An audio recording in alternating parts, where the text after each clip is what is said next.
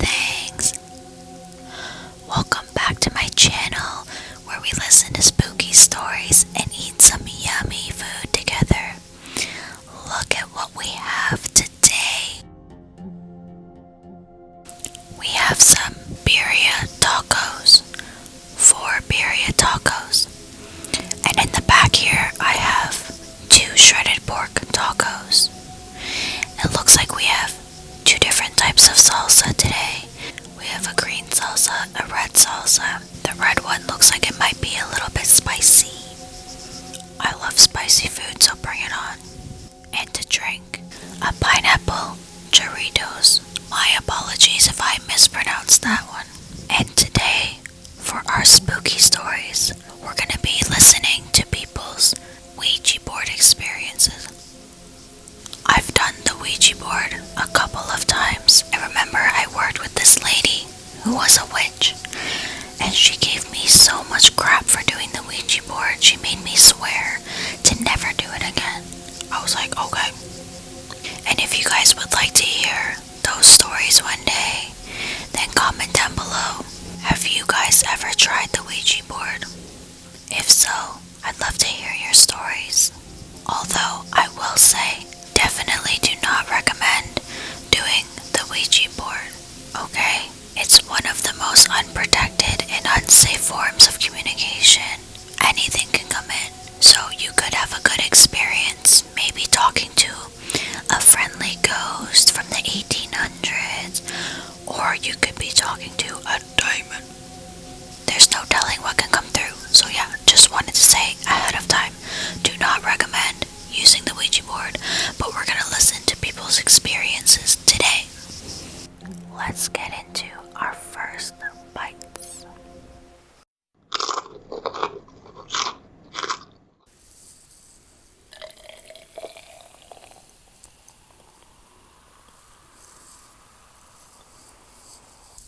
Birria sauce.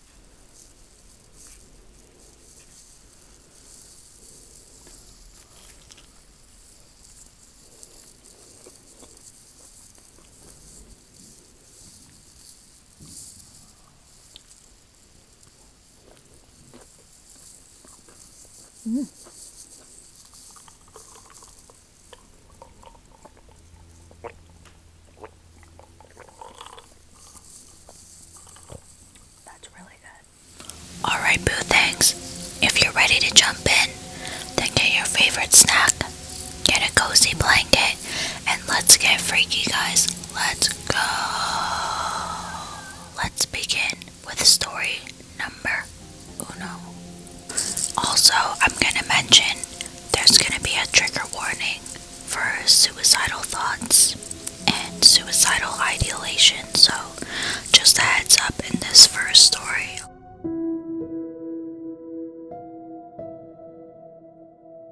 This happened to me when I was in high school. I was at my friend's house at the time, who lived in an apartment building. She had a neighbor who lived upstairs and was a few years younger than us, who we hung out with when I visited my friend's apartment. On this specific day, my friend's neighbor mentioned that she had a Ouija board and asked if we wanted to use it with her. We both agreed, as I personally didn't think Ouija boards were actually paranormal and thought it was a myth. We went into a garage area of the apartment building and put our fingers on the planchette. For the first few hours, nothing really eventful happened. Eventually, we had movement on the planchette and started asking questions to this spirit who would answer us. I forgot who, but someone asked if the spirit was trying to communicate with any of us. Interestingly enough, it spelled out my name. I was skeptical and thought it was one of my friends messing with me, so I asked what its name was. It then spelled out my grandmother's name, who died 6 months before this Ouija board encounter. I started getting a little uncomfortable, as my grandmother's name is in another language, and my friends did not know this language, nor have I ever told them what her name was. They wouldn't even know how to spell it either. Weirded out, I asked what my grandmother wanted. She started spelling out URGR, and then the planchette started going in weird circles and even going off of the board, and was not spelling out anything that made sense. So I asked for further clarification and then just said, "You are great. This will be important later, so keep this in mind." Anyway, I just thought it was just us moving it weirdly and then said goodbye.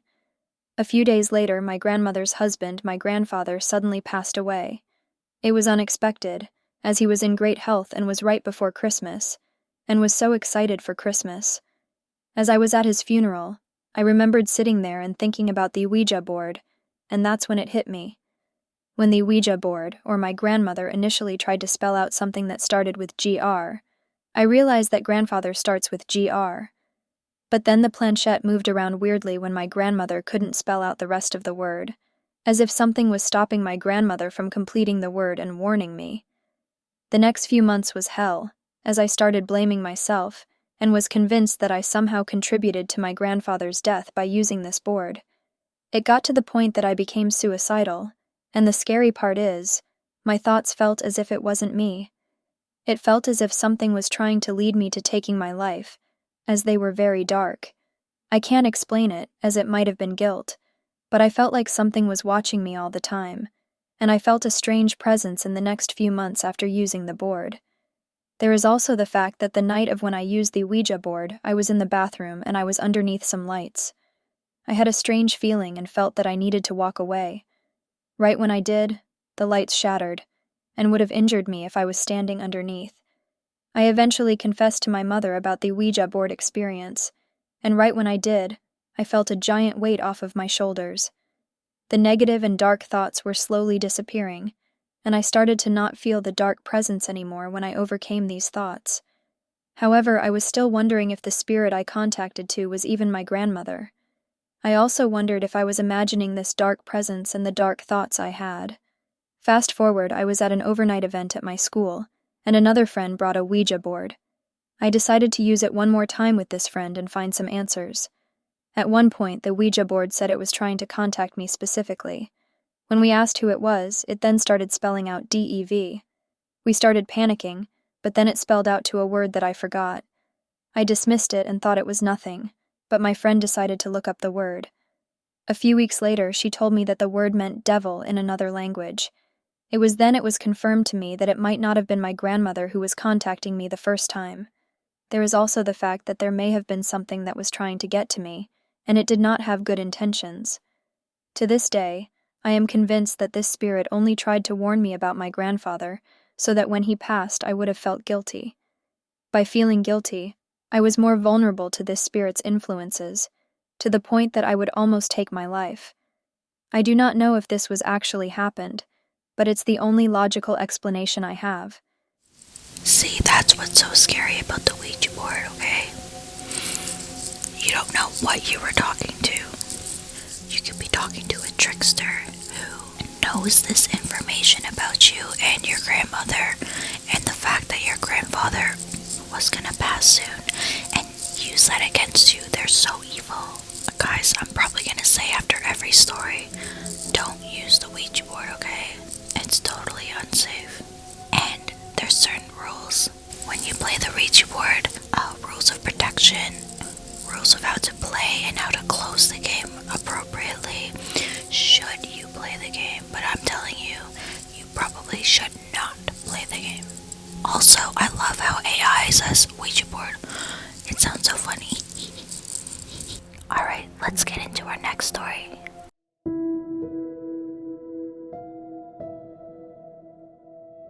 My dumb friends and I thought it'd be fun to convene with the spirits pretty much daily one summer. We'd regularly break out a homemade one to see how goofy we could get. Because it gets too hot to do a damn thing outside during that time of year, we had to find things to keep our 14 or 15-year-old selves entertained in, let's call her, Jennifer's tiny little house in the 90s. Things went from casual and believable. I'm a teenager who died in a house fire, and I'm an old woman who died of natural causes. Stuff like that, to disturbing. I have never had a body, but I am able to experience life down here if you say you accept me. For those, we'd always take our hands off and demand a new spirit. After what was essentially auditioning them, LOL, the gang and I managed to settle on a rather gentle entity who went by AJ Duke. AJ said we could talk to him pretty much whenever we wanted. He was 8 years old and didn't want to cross over because he liked watching people go about their lives, and he'd been doing this for hundreds of years. Sounded like BS, but whatever. It was a Ouija board. All of it was kind of right? Oof. It was all well and good for about a week or so. He would tell us things about other people in the neighborhood in his usual shitty spelling, and it was always hot tea, haha. We were so polite back and forth with the thank you, and you're so adorable. OMG, cringe, I know. And we'd occasionally bring AJ up in jokes and casual banter when we weren't playing. He was kinda like a fourth wheel for a few days there. Then it got weird. AJ revealed that our playing was attracting bad spirits onto the property. He said we shouldn't talk as much anymore, but if we asked for him when we started, he would try and take up the space so they couldn't talk to us. We felt so protected by this little dude, corny as it sounds. AJ was always around and game to talk when we sat back down to gab.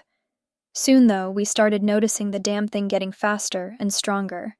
Our arms would feel pulled this way and that, and go to letters faster and with incredibly skillful precision. Increasingly, we'd end up putting the board away because the vibe started to feel super sour in the room. It's gross to say, but the gentle aspect that we liked about this spirit was replaced with wording that was not only better spelled, but sexual and catty in nature. And even though we'd put the friction thing away once it got all weird, we'd go right back to it later in the evening or next day. It was a compulsion.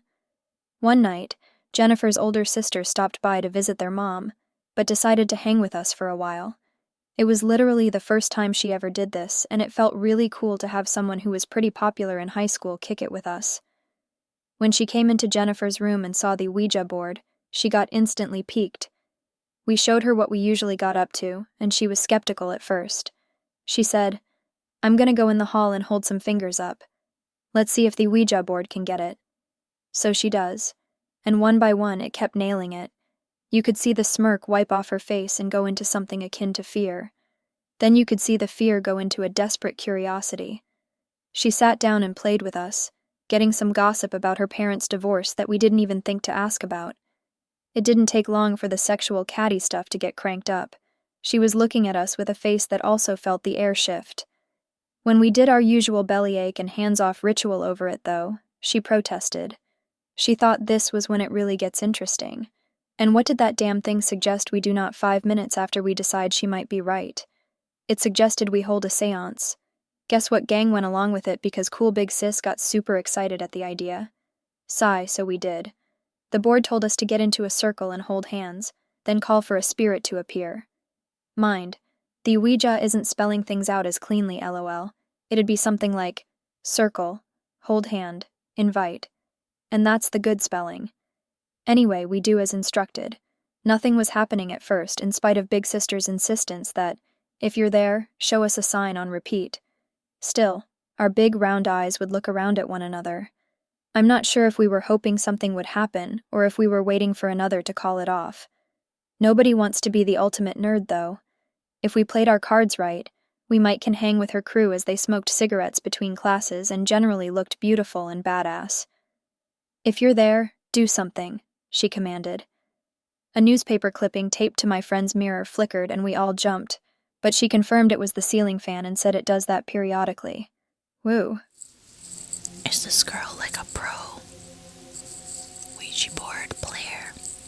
Or is she being controlled by something a little bit darker, posing as the popular girl in high school to get these little kids who are already playing the Ouija board to do something a little bit more dangerous? Seems really fishy to me. Comment down below what you guys think this girl is up to. No good. There's maybe another minute of Big Sister making demands, and I was certain someone was going to speak up and break the circle. But Big Sis dropped. "If you are here, I give you permission to show yourself." Not a moment after she uttered those words did she leap off her feet and scream while pulling her shirt off. "Get off me!" She was screaming, and Jennifer immediately hopped up and pulled the cord to turn the light back on. Her big sister threw herself back first into the wall as though smashing an invisible something that was on her. I remember a single stream of spit hanging from her mouth as it hung open for a moment. It was just really odd to see a cool person looking decisively not. But I digress. It was frickin' terrifying.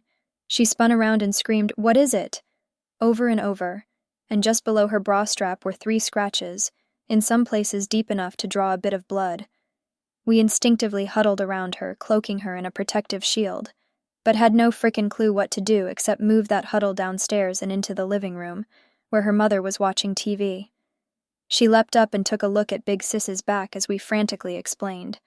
I actually hate that I drew this out, but it literally looked like this. Y'all. That thing said AJ. In Welton blood, a J. Her mom made us burn the damn thing. She kept saying, "I told you not to mess with it." I told you. And in rare fashion, Jennifer didn't utter a word in protest. She just asked advice on the best way to burn it. Strange bonding experience, standing in the backyard at night and watching her mother, usually quite sullen and withdrawn those days, put one arm around Big Sis and use the other to continually douse the doomed board with lighter fluid. I never did get to stand outside with the cool kids. If anything, she pretended not to see us even harder.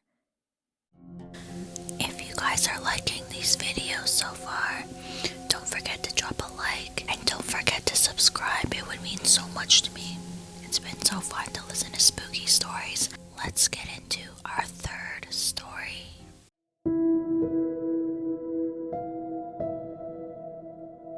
Story time. This happened in college, mid-80s.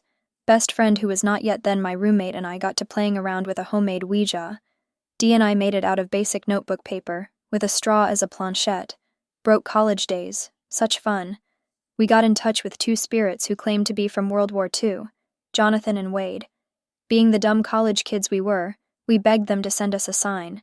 They didn't want to, said it would cost a lot of energy, and might open a door to other less good spirits. No, we said, send us a sign. We log off, go to sleep, wake up, go out, run errands. Return to dorm room, message light is blinking on, now antique, answering machine. Scroll through. One message in the middle is Wade loves Katie. We knew no Wades. No one in Dee's family, in my family, is named Wade. We had no friends, professors, fellow students named Wade.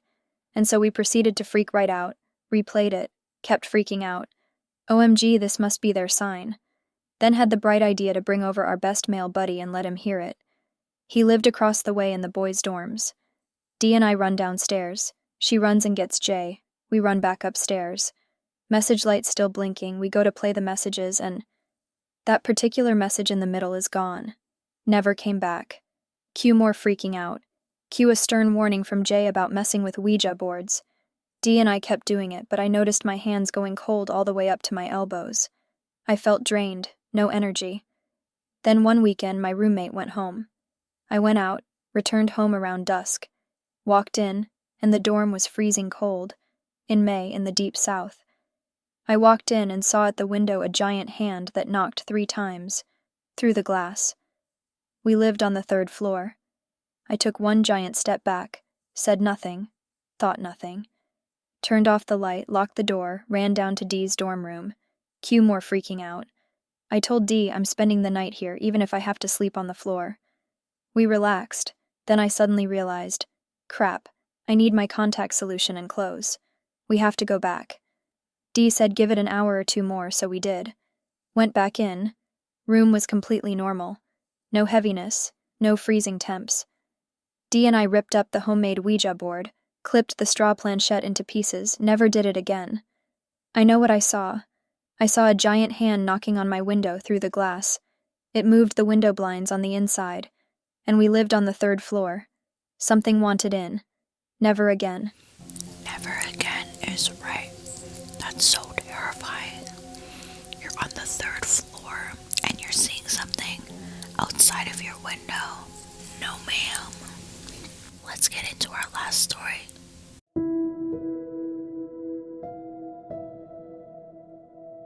Yikes, is this a story?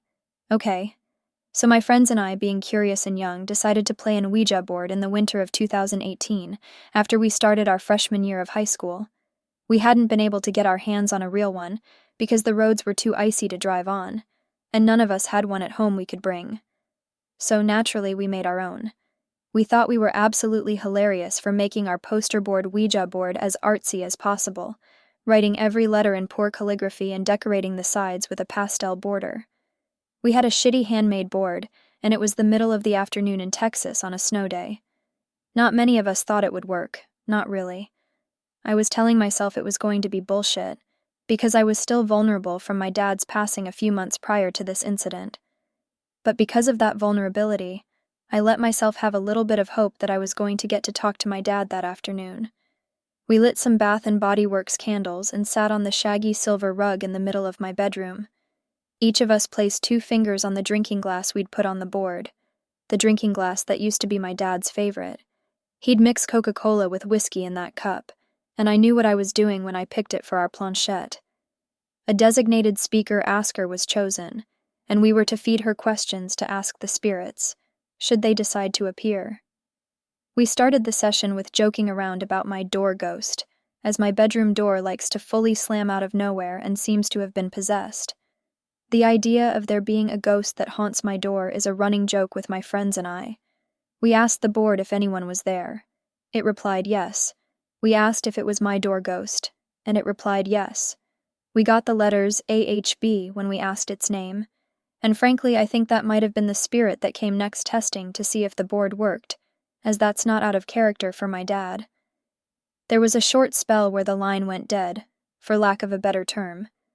The board stopped talking, so we slid the glass over goodbye and promised to come back and play again after eating lunch. So we headed downstairs, ate lunch, and came back to see if any new spirits wanted to say hello. Our speaker asked if anyone was there, and the board replied yes. I felt my chest grow warm with that little bit of hope I allowed myself to keep. She asked the spirit's name. The glass slid smoothly to the letter H and started towards the U when I felt my stomach drop, because my dad's name was Hunter. My friends asked me what was wrong, if I was okay, if I wanted to stop. I firmly told them no, I was fine, and I wanted to keep going. I told our speaker to ask if the spirit was my dad. The word YES was magnified as our shaky fingers followed the tug of the glass to the letters in the corner of the makeshift board. If one of you guys is offing with me, it's not funny, I remember snapping. My friends insisted they weren't, and I believed them, but wanted to prove this was really my dad. What was my nickname when I was a baby? Immediately the glass slid to the letter S, then Q. That was when I started to cry. Squirmy, I said aloud, meeting my friend's concerned stares. He's saying squirmy. It's my dad, you guys. I could barely speak through my tears. I asked Beth, our designated speaker, to tell him I missed him so much. Tell him I love him. She repeated what I'd said and then asked if Dad had anything to say to his daughter. My friend said each letter aloud as my dad guided the glass over our pastel poster board. ILOVEYOU. I love you too, I cried. I love you so much, Daddy. I miss you. I love you. I miss you. I was crying so hard I was shaking at this point, and my friends asked if I was ready to stop. I nodded and we ended the session with a swift goodbye. Who knew a piece of poster board we colored in pastels could serve as a portal to the afterlife and make me cry? That was such a touching last story. Oh my gosh. I'm really happy that they had a positive Ouija board experience and that she was able to reconnect with her dad. My heart goes out to you. Alright, boo, thanks. That concludes our stories for today. Those tacos were delicious. The corn tortillas, the different salsas, the meat melt in your mouth. It was so yummy. Don't forget, if you guys have any stories you would like to share, then send me an email. I'll drop my email down below at boothangmukbang@gmail.com. Thank you guys for joining me for another video, and until next time, bye.